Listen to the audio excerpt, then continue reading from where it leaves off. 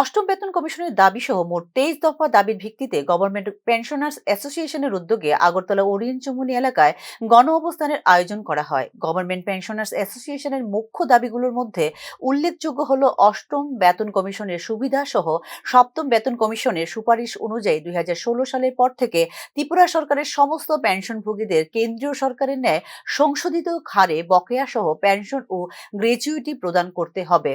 নতুন contributor pension আইন বাতিল করে divine benefit of pension rule পুনরায় চালু করতে হবে। 2006 সাল থেকে 2008 সালের মধ্যে 25 বছর চাকুরি করার পর অবসর গ্রহণকারীদের হাইকোর্টের রায় অনুযায়ী সম্পূর্ণ পেনশন দিতে হবে। এছাড়া বিভিন্ন দাবি সহ মোট 23 দফা দাবির ভিত্তিতে এই গণ অবস্থান কর্মসূচি পালন করা হয় বলে অ্যাসোসিয়েশনের পক্ষ থেকে জানানো হয়।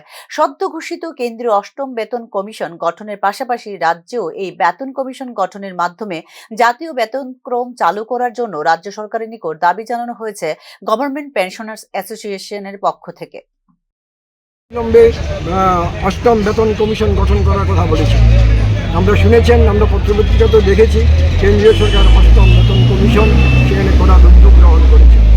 আমরা দাবি করছি কেন্দ্রীয় সরকার এই অষ্টম বেতন কমিশন করার সাথে সাথে আমাদের রাজ্যেও অষ্টম বেতন কমিশন হোক এবং জাতীয় বেতনক্রমের মধ্যে দিয়েই আমাদের রাজ্যের শিক্ষক, কর্মচারী, পেনশনার ও পারিবারিক পেনশনেরা সুযোগ সুবিধা সৃষ্টি করার জন্য আমাদের দাবি সেখানে রয়েছে।